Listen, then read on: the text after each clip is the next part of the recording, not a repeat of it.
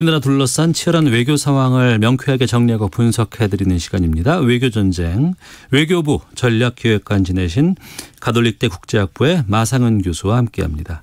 어서 오세요. 예, 안녕하십니까. 예. 영사관이 폐쇄가 된다는 거는 옛날에 냉전 시절에나 영화에서 좀 봤지 이런 게 흔치 않은데. 그렇게 흔한 일은 아니죠. 예. 오늘 오전 상황을 보니까 청두 주재 미국 총영사관이 오늘 오전 10시를 현지 시간입니다. 기에서 완전히 문을 닫았다고 합니다. 미국이 청두 미 총영사관을 중국 당국의 요청에 따라 폐쇄했다고 확인을 했고, 미국은 이미 그 전에 이제 휴스턴에 있는 중국의 영사관을 폐쇄한 거죠. 그렇습니다. 이게 어떤 의미인 거예요? 외교 관계를 맺는다 그러면 이제 기본적으로는 이제 대사관을 설치를 하는데요. 네. 대사라는 것은 이제 한 나라를 대표해서 어떤 특명 정권 대사라고 이제 하는 것은 이제 준말인데요. 그래서 한 나라를 대표해서 이제 나가는 거고, 거기에 대해서 이제 그 상대방 국가가 신임장이라는 걸 이제 제정을 합니다. 네. 이제 그에 반해서 이제 총영사관은 대사가 이제 계시는 데가 이제 대사관이고, 예. 총영사관은 이제 대사하고는 좀 이제 격은 다른데, 네. 이제 그 교민들과 관련한 여러 가지 이제 업무들이 있고, 교민 관리의 업무들이 있고, 또 이제 경제적인 문제들, 이제 통상관계 뭐 이런 걸 이제 주로 이제 담당하는 경우들이 많이 있습니다. 네. 그러니까 우리 외교공관들이 이제 나가 있게 되면 대사관과 이제 총영사관 이렇게 이제 구분이 돼 있는데요. 요번에 이제 미국과 중국 간에 이제 총영사관을 하나씩 폐쇄를 시킨 거죠. 예. 이게 뭐 자주 있는 일은 아니고 거의 드문 일이고요. 근데 전례가 전혀 없었던 건 아닌 것 같습니다. 2017년도에 예를 들면은 예. 미국이 러시아의 미국 내에 있던 총영사관을 한번 폐쇄를 했던. 러시아의 총영사관을 미국이 폐쇄한 적이 있긴 있었습니다. 근데 그렇다고 그래가지고 이게 뭐 자주 일어나는 일은 전혀 아니고요. 예.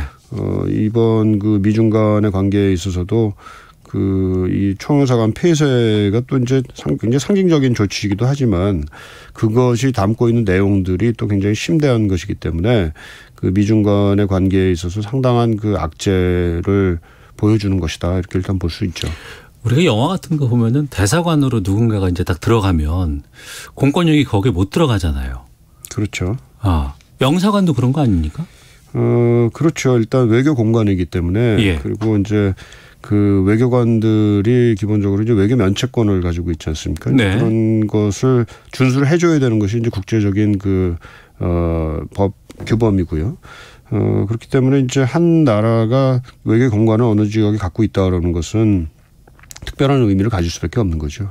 그런데 폐쇄가 이루어진다는 건 서로 간에 이 폐쇄에 대해서 합의가 됐다고 봐도 되는 거예요? 아니면은 우린 폐쇄 동의 못하고 물러서지 않으면 폐쇄가 안 될 수도 있지 않을까 싶기도 한데요. 그러면 이제 상당히 좀 곤란해지는 상황이 되는 것 같은데요. 예, 아까 앞에 말씀드린 대로 2017년도에 러시아가 이제 미국 샌프란시스코에 있었던 총영사관을 미국이 이제 폐쇄 조치를 시켰는데, 그때에도 그렇게 저항을 한다거나 그러지는 않았던 걸로 알고 있고요. 그러니까 그게 저항을 한다 그러면 어떻게 진행이 될지는 저도 잘 모르겠는데 쉽지 않은 상황이 되겠죠. 예. 네.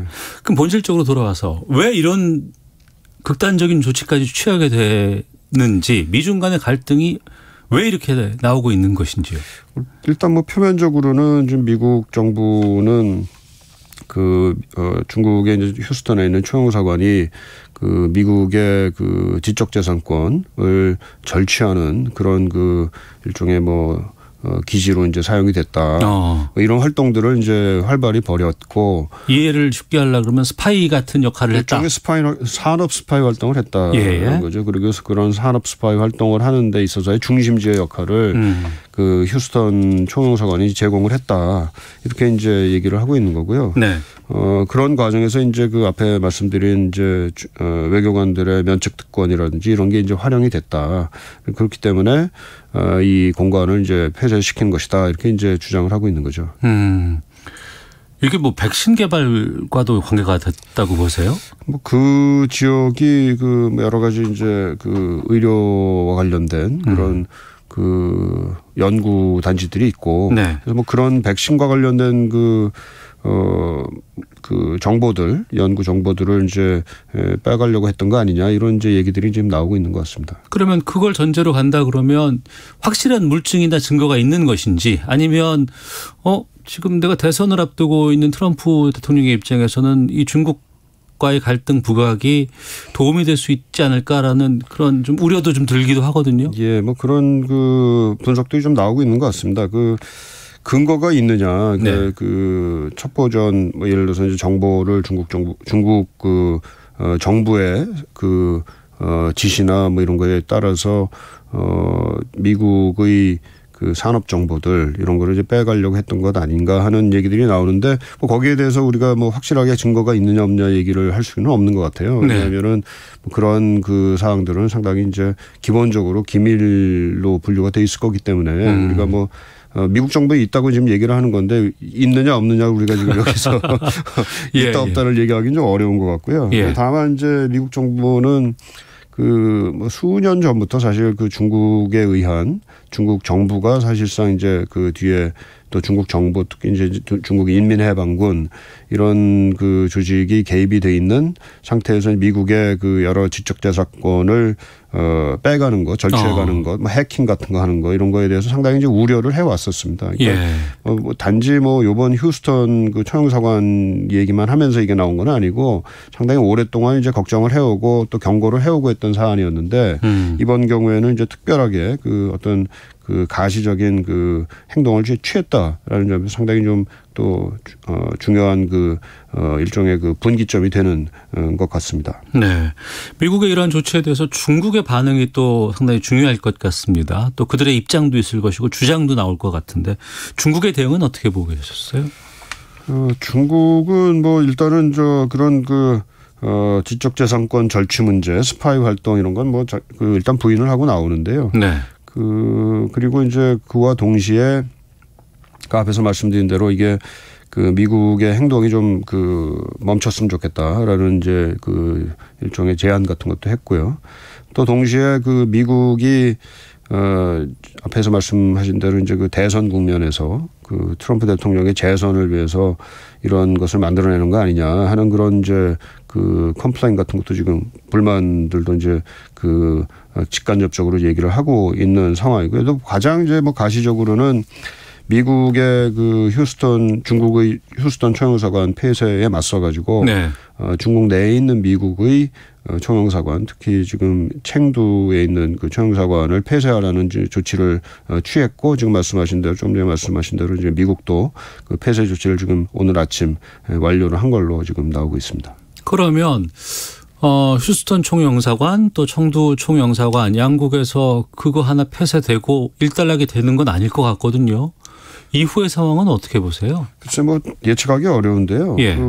일단은 뭐 하나씩 그 문을 닫는 걸로 일단은 뭐 일단락이 된 것 같은데 그 향후 뭐 트럼프 대통령도 그 언급을 한 내용이 뭐 더 폐쇄할 수도 있다 이런 그 가능성을 지금 열어놓은 상태이기 때문에 그 전혀 그 가능성이 없지 않은 건 아니다 이렇게 볼 수가 있을 것 같고요. 네. 뭐 보도가 나오는 내용들을 보게 되면은 사실은 뭐 휴스턴 총영사관을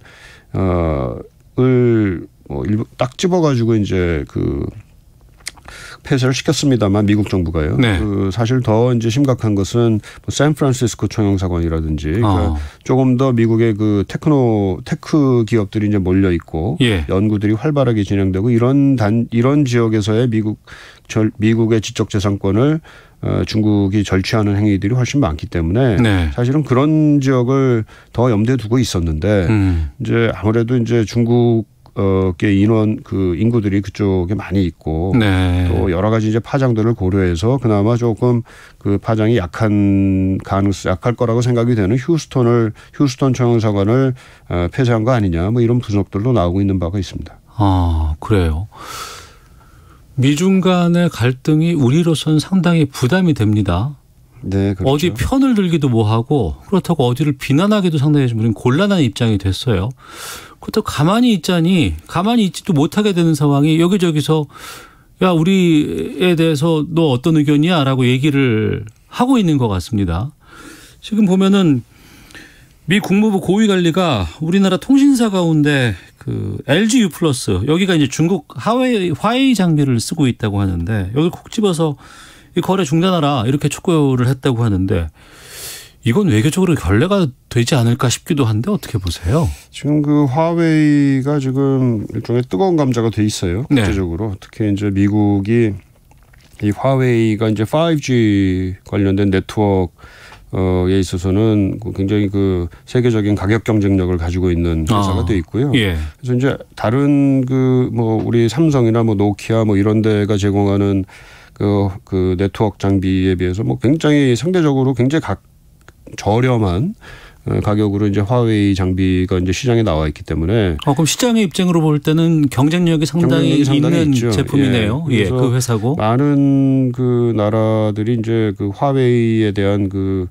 매력을 느끼고 있었던 또는 이미 이제 구매를 해서 장비를 이제 사용하고 있었던 상황이었어요. 그런데 네. 이제 그 화웨이가 제공하는 네트워크가 잠재적으로 그 보안에 문제가 있을 수 있다라는 것을 이제 미국이 이제 얘기를 하는 거죠. 그러니까 이게 5G 네트워크라는 것은 뭐 사물 인터넷이라든지 뭐 자율주행차라든지 이게 그냥 뭐 컴퓨터와 컴퓨터를 연결하는 수준의 문제가 아니라 우리도 디지털 유지를 했을 때 5G를 상당히 좀 중점적으로 지금 다루고 있거든요. 그러니까 앞으로의 미래 사회에 있어서 산업 문제 뭐 여러 가지 차원에서 이제 일종의 그 산 사회의 신경 중추를 이룰 수 있는 그런 가능성을 가지고 있는 것이기 때문에 굉장히 중요한 것이라는 거죠. 그리고 그런데 그러한 그 네트워크에 조금이라도 이제 그 보안상의 문제가 생기게 되면 그것은 단지 그 경제 차원의 문제가 아니라 국가 안보 차원의 문제로까지도 갈 수 있다라는 것이 이제 미국의 그 우려고요. 예.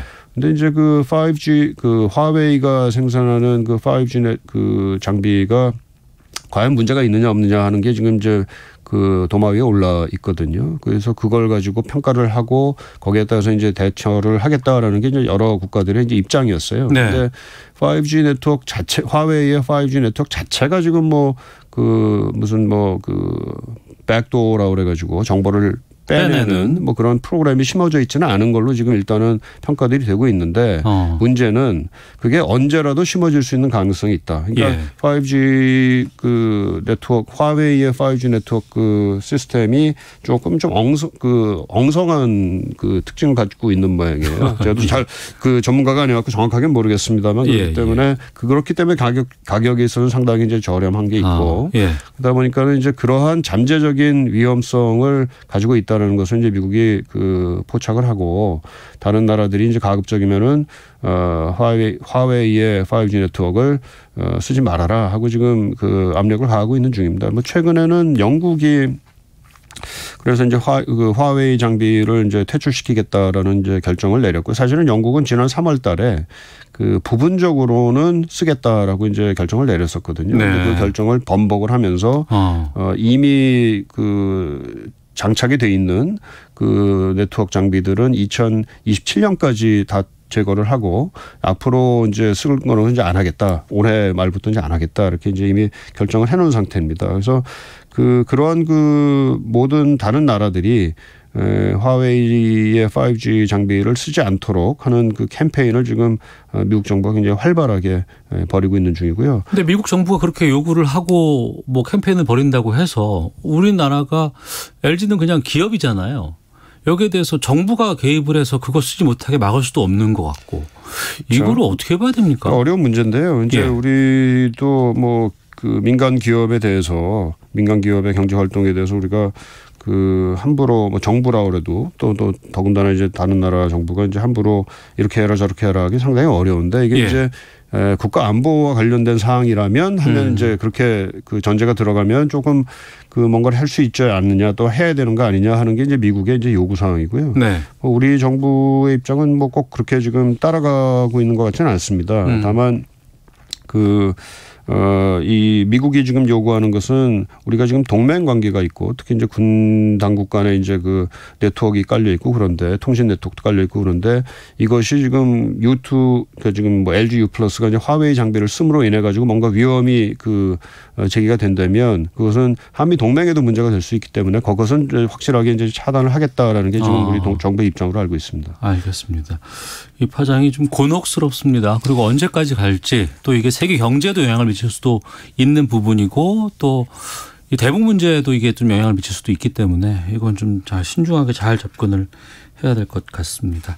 자, 외교전쟁 지금까지 가톨릭대 국제학부 마상현 교수와 함께했습니다. 오늘 말씀 여기까지 듣죠. 고맙습니다. 네, 감사합니다.